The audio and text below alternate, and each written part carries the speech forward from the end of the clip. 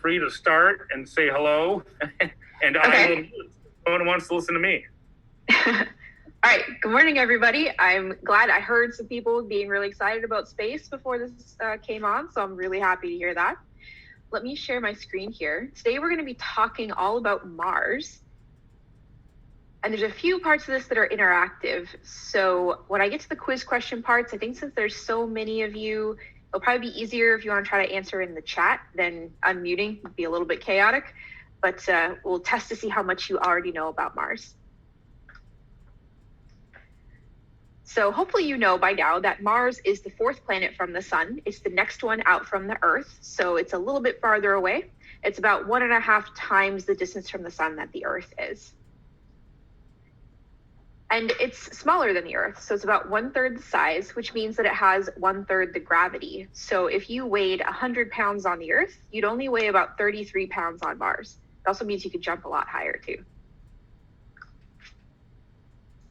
Since Mars is farther away from the sun than the Earth, it means that the year is longer on Mars. So on Earth, a year here is 365 days long, but on Mars, a year is 687 Earth days long.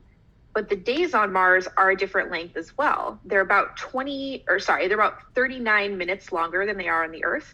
So we actually call a day a different name on Mars when we're working on things like the rovers, so we don't get them confused. We call them a sol, which is short for solar day. So in terms of Mars days, a year on Mars is 669 sols long, so a little bit different than an Earth day. Okay, your first question, how many moons do you think Mars has? Those of you that can access your chat, go ahead and put the answers in there, and we'll see how many folks already know this. Oh, looks like you guys studied this before. Everybody is right. Yeah. That's awesome. So Mars does have 2 moons, Phobos and Deimos, and their names come from Roman mythology, just like all the rest of the planets in the solar system. Their names mean fear and panic because in Roman mythology, Mars was the god of war. And so a lot of stuff on Mars tends to be named after kind of evil things, which is a little bit weird, but that's the theme they went with. So Phobos is the bigger of Mars's 2 moons. And it's pretty red and has some of this white stuff on it that we're not actually sure what it is yet. But in 2024, Japan is going to send a mission to Mars's moons called the Martian Moon Explorer, or MMX. And hopefully it'll give us some insight as to what the heck is going on this moon. It has this big giant crater here on one end, and it looks like that crater shot all this stuff out all over the surface. And then we have Deimos, which is a weird little kind of wonky potato. It's very, very tiny. We hardly know anything about it at all because we've never gotten very close to it. So that Japanese mission will tell us a lot about this moon. We think that these are either asteroids that came from the asteroid belt between Jupiter and Mars. And there's a weird interaction of the gravity between Mars and Jupiter, even though they're so far apart from each other, that it causes Jupiter to kind of fling asteroids toward the inner part of the solar system. And so maybe these are 2 asteroids that got stuck in orbit around Mars thanks to Jupiter, or they might be pieces of Mars that actually flung off the surface when a giant asteroid hit the surface and formed one of these big impact craters, because that shoots a lot of rocks all over the place. And so these might just be a couple pieces that managed to either stay in orbit rather than falling back down to the surface or flying off into space. The cool thing is some of those rocks that have flown off into space from those big impacts have actually landed on the Earth, and we've found them in places like Antarctica and the Sahara Desert. And so we have little pieces of Mars from that. I have one, I'll show you guys after I turn off my slide sharing. I actually have a piece of Mars that I can show you. Mars has eclipses like the Earth because it has moons, but they don't look quite as cool as an eclipse here on Earth because the moons are a lot smaller. So if any of you saw the eclipse a couple summers ago, moving across North America, it looked like this. This is from that eclipse. You get this cool, what we call the diamond ring effect. This is the outer atmosphere of the sun called the corona, which we can't normally see because the sun is so bright, it just kind of overwhelms everything else. But on Mars, since we only really see this with Phobos, the bigger of the 2 moons, since it's so much smaller than the size of the sun in the sky relative to your eye, like when you're looking at it, it just kind of looks like a dark thing moving in front of the sun. But it's kind of cool because we can see it with the rovers. So this is a view from the Curiosity rover of Phobos moving in front of the sun. This is not in real time. It takes about 6 hours for Phobos to go around. So it does orbit Mars more than one time per day, but it does not move this fast. Okay, the next quiz question is, why is Mars red? And put your answers in the chat.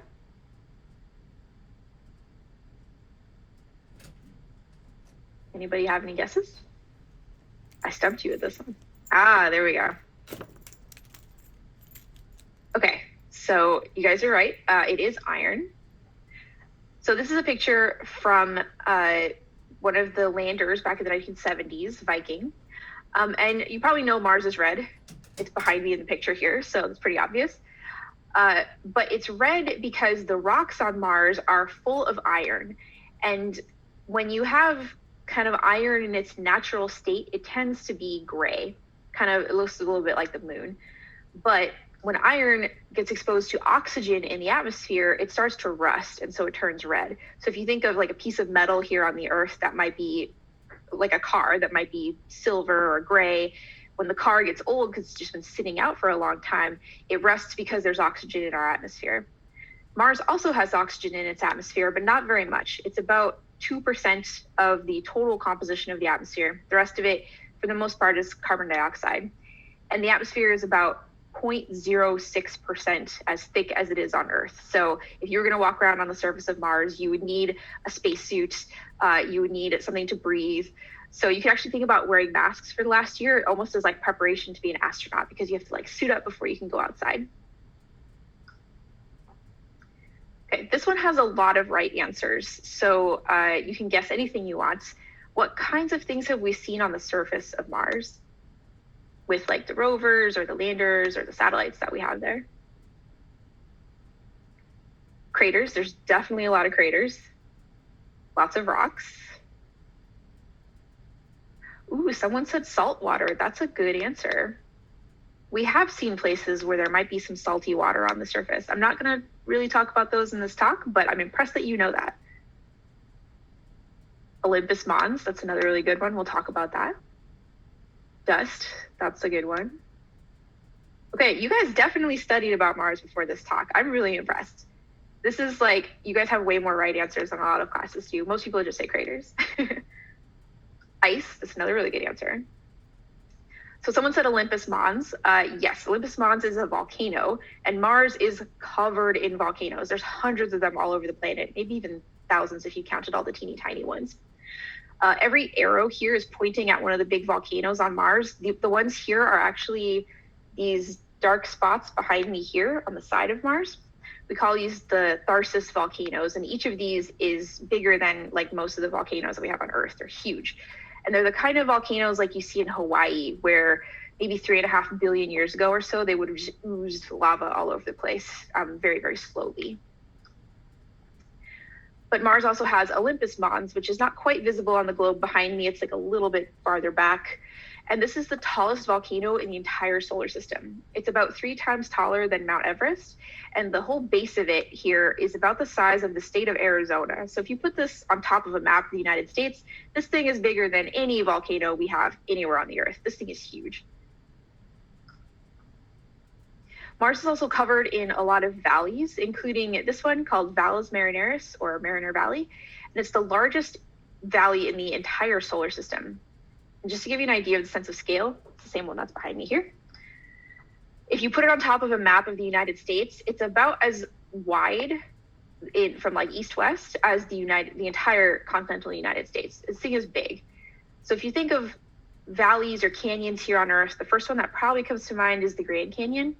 It's so much smaller than this, you wouldn't even be able to see it on this map of the United States. It would be like one tiny pixel here in Arizona. So this thing is really, really huge.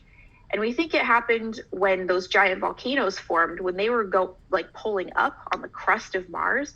That causes a lot of stress.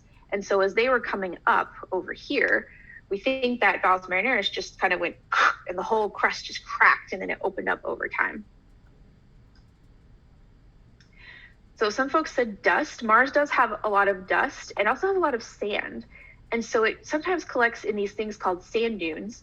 The black and white view here are some sand dunes inside the top of a volcano on Mars. And then the color ones here are a picture of dunes on Earth. Now these are really handy because the direction that these point in on Earth tell us the direction of the wind in that area.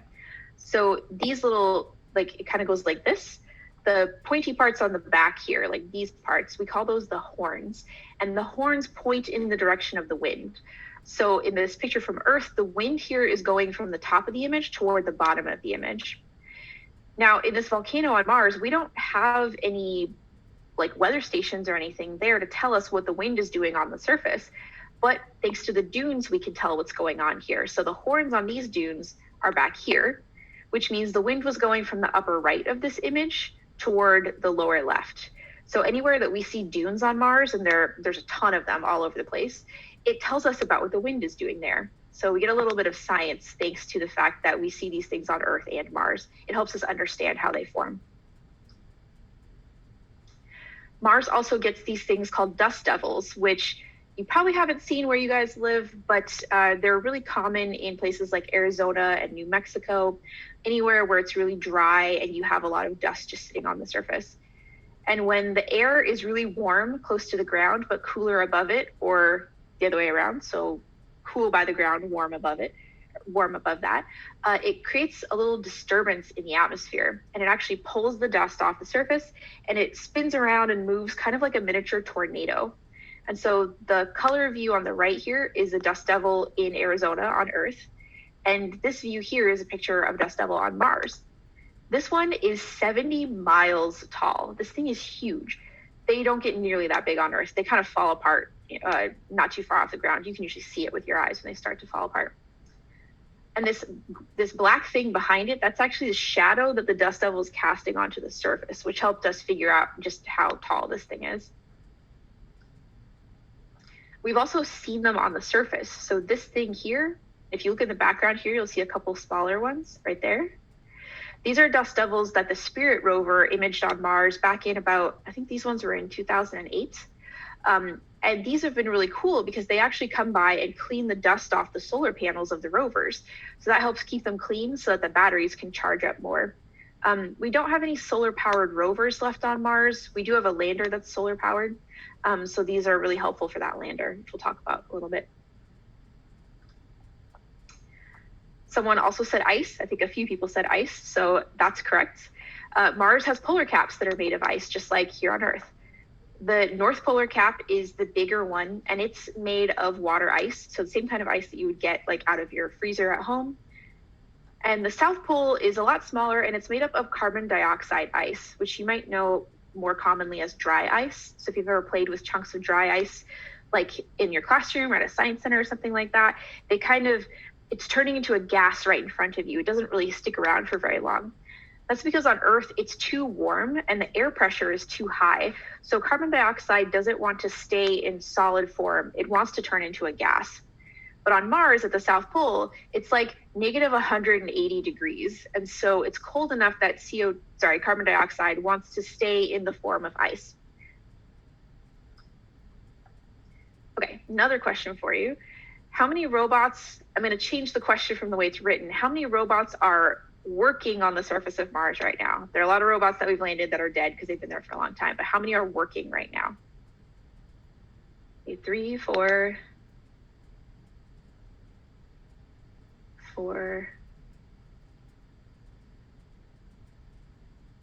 Okay, so lots of 3s, lots of 4s. I guess both of those are right. I wasn't thinking of 2 of them as 2 separate ones. So it depends on how you count them. I think technically 4 would be the right answer.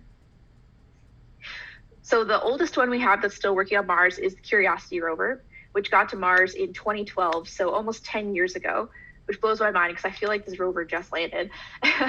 And we landed inside a giant crater called Gale, which about 3.5 billion years ago used to be a gigantic lake. And when that lake was around, it was full of a lot of minerals inside of it that when the water evaporated away, it left it all behind in the form of these rocks. So these rocks here used to be mud, and that mud has hardened over the course of time and turned into these rocks.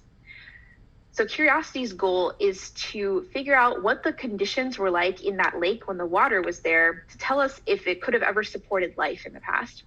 And it's been there for almost 10 years now. So we've answered this question. Yes, the lake could have supported life. It was the right temperature. It was the right pH. It had all the right chemicals that you need for life to thrive. But Curiosity can't find life on its own. And so we aren't able to answer that question definitively with Curiosity, but we can at least tell that there could have maybe been life in this lake when the water was there. One of the cool things about Curiosity is that we can use it to take selfies on Mars. And you've probably seen a lot of pictures like this. And the biggest question that I get is, how does the rover take these pictures? There's nobody standing there on the surface with it. And I don't see like a selfie stick or anything. Well, the rover has a 7-foot-long robotic arm with a camera at the end of it. And it takes pictures of itself the same way that you would with your phone. But since the rover is so big, we have to take a bunch of pictures and stitch them together. So what we do is we hold the camera out, we take a line of images, then we rotate the arm the other direction, take another line, rotate it back, take another line. And so since you keep moving the arm around, when you stitch all those pictures together, usually you can't see the arm anymore. So it will look like this. Sometimes, like in this picture, you might catch a shadow. So this is actually, this shadow here, that piece is where the camera is. But the way we stitch it together, you can't really see it anywhere else. And in this one, the lighting was so good, like the sun looks like it was over here. You don't get any shadow from the arm at all. But we don't just do this because it's cool to take pictures of the rover. We do it because it tells us a lot about the rover and Mars and kind of the environment in general. So we can see things like how dusty the rover is. So when it landed on Mars, it was bright white and shiny, kind of like this color here. But over time, the dust kind of settles out of the air like snow, and it will just collect on the surfaces of everything. So it starts to turn really red over time. We can also see the tracks that the rover has left behind, which is really helpful for us to see if the rover's having trouble driving in any kind of terrain. Sometimes it doesn't really like to drive in sand. If you can imagine like walking on the beach in loose sand that's not wet with flip-flops on, it can be kind of wobbly, like your shoes fall off and your ankles aren't so stable. It's kind of like that with the rover. The rover doesn't get very good traction on sand. So we usually don't drive over stuff like this. The rover here was actually driving around the edge of all of this sand. We can also see things like holes in the wheels, unfortunately. So if you see all these rocks here that the rovers are driving around, this terrain is really, really rugged and it's been punching holes in the wheels. So we've been using these selfies and some of the other cameras on the rover to keep an eye on the wheels to make sure that nothing is too terribly bad. The wheels don't look great anymore, but they still are fully functional. The rover can drive. It's not a problem. Now, the rover is about the size of a minivan and it weighs 2,000 pounds. So sometimes it drives over rocks and they break. And this shows you what Mars looks like before it starts to rust. So this piece is the inside of a rock that the rover broke. And the part that hasn't been exposed to the air yet is still gray. So it looks a lot like the moon. But the stuff on the outside is covered in that red dust. So this shows you, this is the actual color of Mars. If you just went and like blew all the dust away, it would actually look like this. So it looks a lot more like the moon. Skip this slide. Another cool thing is that the rover has a weather station on board. So you can actually go to the website for Curiosity and see what the weather is like on any given day. I forgot to update this for this week's weather, but if you went there today, you would see the weather for probably the last few days on Mars. It's early fall on Mars right now. So the highs have been about 10 degrees Fahrenheit, but the lows are like -100 because Mars doesn't have much of an atmosphere. So it doesn't trap the heat that comes in during the day. It escapes into space really quickly at night, so it gets really cold.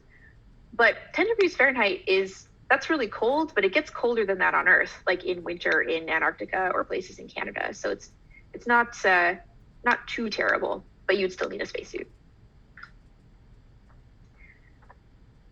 The second robot we have on Mars is InSight, which is a lander, so it's not moving anywhere, and it's studying the inside of Mars. And it's doing this to look for Mars quakes, which is the Mars version of earthquakes. And it was trying to measure the internal temperature of Mars with this heat probe thing, which is like a thermometer. Unfortunately, this instrument didn't work, so we only have the seismometer. These are pictures from the lander, like putting the stuff onto the surface. So that's the seismometer, and it's attached to the lander with a cable because we don't have Wi-Fi for these to talk to each other. And then we put this little shield on top of it because we don't want the wind to move the seismometer and make us think that that's a Marsquake. So this just kind of protects it. And then this is the heat flow instrument. It was supposed to hammer itself underground, and then it was going to measure the temperature inside of Mars. Unfortunately, the ground was not playing nice, and so it actually got stuck. We tried for a really long time to get it unstuck, and unfortunately it didn't work. So we didn't really get any useful data out of that instrument. But we did discover Marsquakes for the first time with the seismometer coming from this part of Mars called Cerberus Fossae. And these are magnitude 3 to 4 earthquakes, which is about the equivalent of a big truck driving by outside your house. So if you were standing on Mars next to the InSight lander, you would have actually felt the shaking, which is really cool. We never knew that these were happening on Mars until the last couple of years, thanks to InSight. But the one you've probably seen all over the news lately is Perseverance and its little helicopter friend, Ingenuity. This is a picture from Perseverance with some of the wheel tracks off behind it. This just landed on Mars in February of this year. This is an artist rendering of Ingenuity. And this is in another crater that used to be a lake called Jezero. But we're actually going to take samples inside this crater that will then be sent back to Earth so we can analyze them in a lab to look for signs of DNA. And that will tell us whether or not there was ever life inside this crater, at least in the places that we were able to sample it. It will take about 10 years before we get the samples back, just because we've never sent anything back from Mars before. So it's very complicated. We have to design new technology to do that. But hopefully those samples will be back right around the time that you guys would be in like college or something. So maybe you could actually work on, if you also want to get a PhD, you could study the samples that come back from Mars. This is the little Ingenuity helicopter. This was its third flight on Mars a couple of weeks ago. So they're just taking off and flying off to the side here. This is the first time we've ever tried to fly something on another planet. And this was really tricky because since Mars's atmosphere is so thin, we didn't know if you could actually fly anything. And we tested this on Earth in a chamber at NASA's Jet Propulsion Laboratory in California, but you never know what's going to happen on Mars in terms of like, is there a difference in the gravity that might affect it? Is there any wind that might blow it off course? But it's worked really well. It's done 4 flights so far. They were all successful. The 5th flight should be coming very soon, unless it already happened and I missed it. But I think there's only been 4 so far. And the goal of this is eventually to have a little helicopter like this that can fly with the rovers to take pictures ahead of where the rover wants to drive so that the rover could do some autonomous navigation, kind of like a self-driving car. It can see where the rocks are that it shouldn't drive over. And you just tell the rover, okay, you're here. I want you to go here. Drive the safest way to get between those points and take whatever way you want to go. So that will save us a lot of time in terms of the people driving the rovers, because we usually don't care how the rover gets from one point to the next, other than doing it safely. So I'm not going to talk about the rest of the missions just because there's so many at Mars right now, but we also have a ton of satellites there. So Mars Odyssey, the Mars Reconnaissance Orbiter, and MAVEN are all NASA missions. Europe has 2 orbiters as well, Mars Express and the Mars Trace Gas Orbiter. India has a mission that's been there since 2014 called the Mars Orbiter mission, which we call MOM for short. And then the HOPE and the Tianwen-1 missions also got to Mars in February, around the same time as Perseverance. HOPE is a mission from the United Arab Emirates, and it's their first mission to another planet. They've never even been to the moon. They just went straight from Earth to Mars. And Tianwen-1 is China's first successful mission to Mars. They tried to send one a little over 10 years ago with Russia, and unfortunately it didn't make it to Earth orbit. There was a failure on the rocket. But Tianwen-1 successfully got to orbit in February.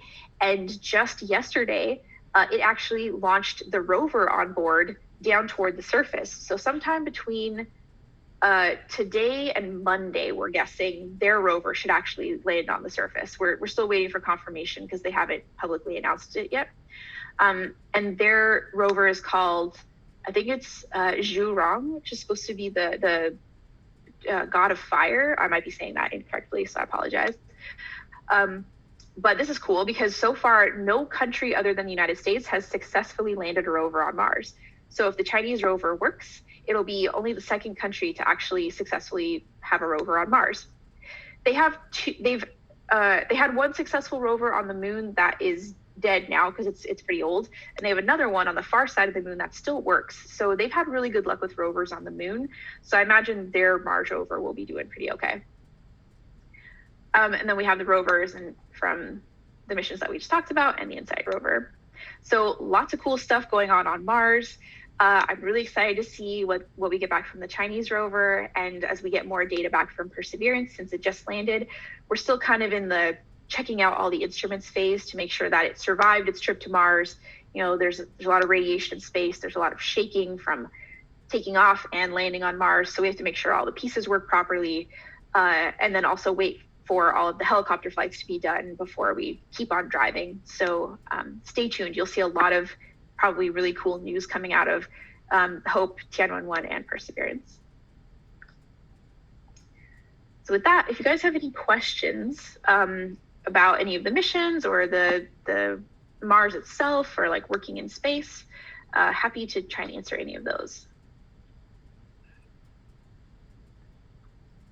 We'll go ahead and should we take turns, Mr. Stamm and Mrs. Altendale calling on students? Yes, I have a list of questions just right here, so I could go ahead and start. Okay. Okay. So one of the first questions that my students had, this is from Alondra and Clara and Carolina. They want to know a little bit more about Perseverance and how long did it take to make? What is it made out of? And why do you pick the destination for landing? Those are great questions. So it takes for the rovers like Perseverance, it takes about 10 years to do all of the design and testing and building. So it's a really long process. For what it's made out of, it's made out of a lot of different types of metal for the most part. The thing that we usually tend to focus on are the wheels. The wheels are made out of titanium, which is an upgrade from Curiosity, whose wheels were made out of aluminum, kind of like not much thicker than a pop can, which is part of why they got holes punched in them, but that shouldn't happen with the titanium wheels on Perseverance. And picking landing sites. So we picked the landing sites based on the big science question that we are answering for each mission. So for Curiosity, for example, the mission goal was to look for signs of habitability, which is looking for an environment that could have supported life. And so that's why we picked a lake where we saw that it had left minerals behind that suggested maybe that lake could have supported life. For Perseverance, the goal of the mission is to look for signs of ancient life on Mars. And so we wanted to go to a place that we knew used to be wet and had ancient rocks exposed at the surface, because it's been about 3.5 billion years since Mars had things like lakes and rivers. And so you wouldn't want to look at rocks that are only maybe a million years old or even 1 billion years old to answer the question of ancient life, because they're not old enough. You wouldn't expect to find life there. So we had to look around and find places that we thought, okay, this looks like these rocks are at least 3.5 billion years old, and we can see them at the surface in a place where the rover can get to them. So that's what we're hoping, at least with Perseverance. We'll find out, I guess, when we get those samples back to Earth. So we have to be really patient. It's a long process when it comes to exploring other planets. Thank you. All right. How about Andy? Would you like to ask your question that you submitted? Yes. What's the most interesting thing you've ever discovered on Mars? Ooh, that's hard. I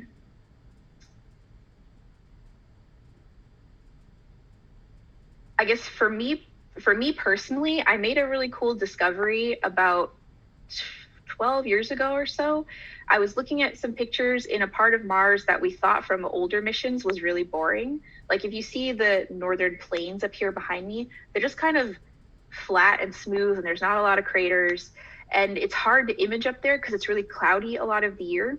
But I was working in operations for one of the cameras on the Mars Reconnaissance Orbiter, so my job was to actually like take pictures of Mars and then look at them when they came back to Earth. And I found a weird channel just kind of in the middle of nowhere. And then I started taking more pictures in the same area, and I found more channels all over the place.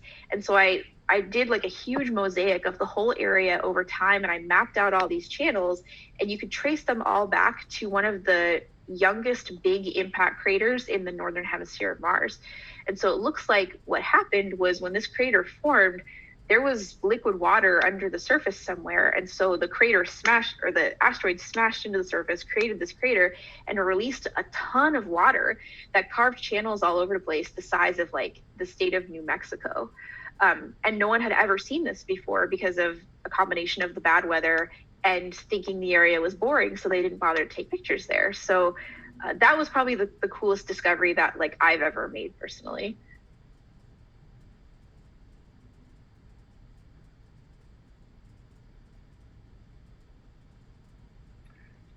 You have a question from Suleika asking, how long were you working for NASA? So I've never worked for NASA directly. I've always been in mission ops for like what we call like a subcontractor or a contractor. So basically like a partner of NASA. I worked at one of them on like Mars Reconnaissance Orbiter and Curiosity for 4 years. And then I worked later on the Opportunity Rover, which doesn't work anymore, for 3 years. And I worked on Perseverance for, I can't remember if I did it the whole time I was there, about 2 or 3 years before it landed on Mars. So unfortunately, I left working on the rover before it ever landed, but I was involved in the landing site selection process. So I was one of the people advocating that we land in Jezero Crater because there were 4 other candidate landing sites we should have gone to. And we went to where I wanted us to go. So that's pretty cool. I can't take full credit for that. There were a whole team of people that made that decision, but it is pretty cool to think that like the rover went to the place that you actually wanted it to go to.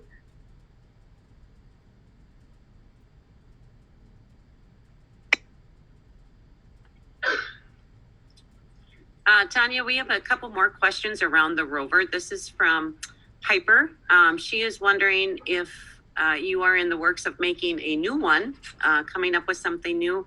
And then Amelia is also wondering about the rovers and what happens to them when they are done with their mission. And the other one, I'm sorry, the other one was somebody was asking how much can the rover actually carry? So how much are you bringing back? That is from Eden. Okay, so right now NASA isn't working on any more Mars rovers yet, but the European Space Agency is working on what we're calling the Fetch rover, which is the one that's actually going to go and collect the samples from Perseverance and bring them back to Earth. They're also working on a rover called Rosalind Franklin, which is named after the woman who basically discovered DNA. Since this is another mission that's going to be looking for life on Mars in another place where we see ancient rocks at the surface. That one should land on Mars in 2022, 2023, somewhere around there, like late 2022, early 2023. It'll launch in 2022. So those will be cool to see. Hopefully they are successful because so far Europe hasn't landed anything on Mars successfully. And then the mission will be able to carry back about 2 kilograms of samples from Mars, I think is the total weight. So like 1.5 pounds, 2 pounds worth of stuff. So it's not very much. It's collecting these little tiny sample tubes that it's going to then kind of like put in a little lunchbox that'll come back to Earth. And what happens to the rovers? So when they stop operating, we just leave them where they are. But we don't bring them back just because there's not really much reason to. They're really big and heavy, and it would be hard to bring them back from Mars until we had like humans there that could build rockets that could carry something like that. Because if you look at the rockets on Earth that we need to launch those in the first place, actually I have a good model here. So this pen is like, this is a Falcon 9 rocket. Most of this is the rocket. So that's the rocket part, and this is the part that you would actually put the rover inside of. So like 95% of what you're launching to space is just the fuel to get that thing to Mars. So sending something this big to Mars to get that stuff back to come to Earth would be really, really tricky. That's why we're not sending back very much in terms of the samples that Perseverance is collecting. Justin, do you want to ask your question or would you like me to ask for you? I can ask. Okay. What is like the most interesting thing that makes you interested in going to Mars? That's tough. There's so much that's cool about Mars. I think all of us Mars scientists are just really interested in the question of whether or not Mars ever had life. And it's going to be really hard to answer that question without sending humans there that could go and like drill giant rock cores, kind of like we do with ice cores in places like Greenland and Antarctica that tell us a lot about the ancient climate on Earth. We would want to do the same thing on Mars to get a better understanding. And we can't drill giant cores with the rovers. It's literally like tiny sample tubes that we collect. So I just want to be able to answer that question, like, was there ever life on Mars or not?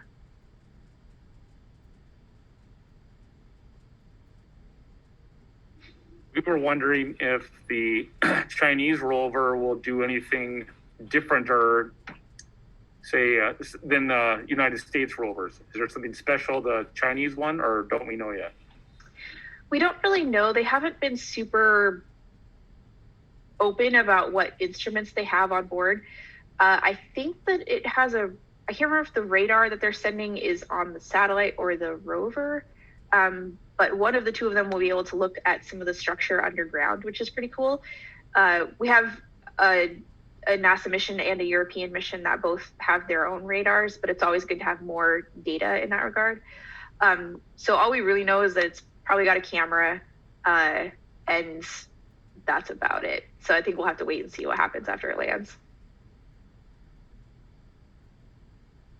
And Tally, she has a question. Is the inside of Mars just like the inside of Earth? So we're not sure. Unfortunately, we were hoping to answer some of that question with the heat probe that failed on the InSight lander. It's similar to the inside of the Earth in that there was a core, a mantle, and a crust.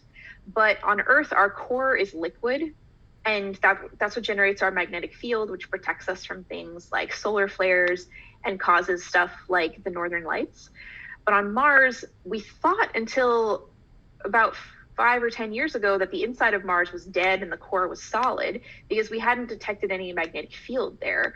But in 2014, the MAVEN mission actually found a little bit of magnetism. So maybe there's like still a little bit of Mars's core that's liquid. And that was the goal of the heat instrument. We were going to see if there was any heat being generated from the inside of Mars, which would tell us, yeah, something is still alive down there.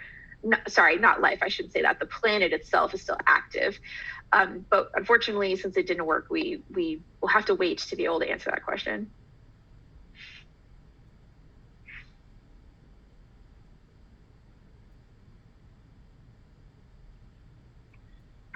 Tanya, this question is from Mason and Elijah and Jace, and we've been watching some of the videos from Perseverance, and there was a sunset, and it looked like it was blue. And so they were wondering, why would a sunset on Mars be blue?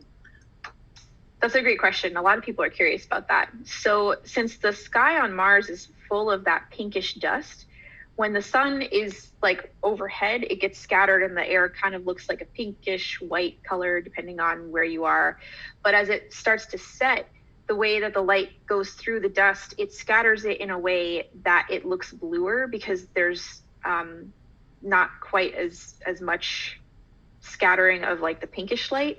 So it's kind of the opposite of what happens on the Earth. Like in the daytime, the sky is blue, and then as the sun starts to set, it gets pinkish because the sunlight is coming through like more dust and more crud in the sky here, like pollution and things like that. So if the sky is really dusty on Earth, it tends to make it really pink.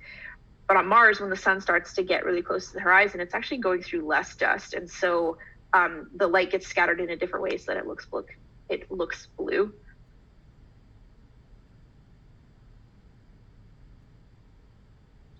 All right. And we have a question from Anish. He was wondering, when did you decide that you wanted to become a Mars expert?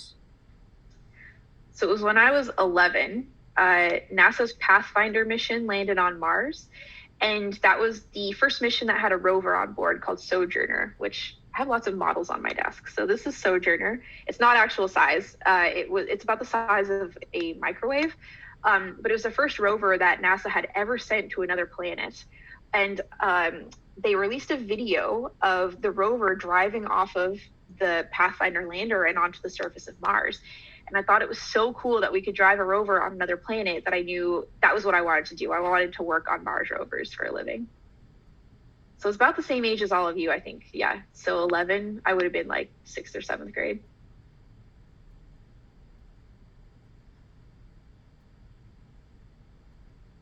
Mr. Stom, does your group have one more question? We probably have time for maybe one more. Yes. Where do you live in the United States, Dr. Harrison? If you're okay. I live in Washington, D.C. So I live here actually to be close to NASA headquarters, which is not a far walk from where I am, so that I can talk to all the scientists here. Cool. And we have one really important question. I've never heard a kid ask this before, so you might have to think hard. It's super important. CJ wants to know, what is your favorite pizza? Oh, this is a weird one, but I really like jalapeno and pineapple. Nice. Wow. So do I. Oh. We're pizza twins, I think. That actually sounds really good. It's delicious. If you like spicy, I highly recommend it.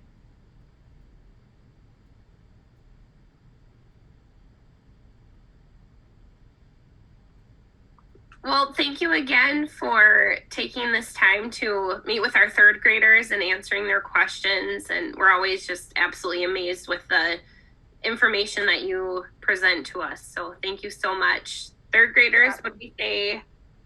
Thank you. Thank you. Thank you so much. Thank you very much. No problem.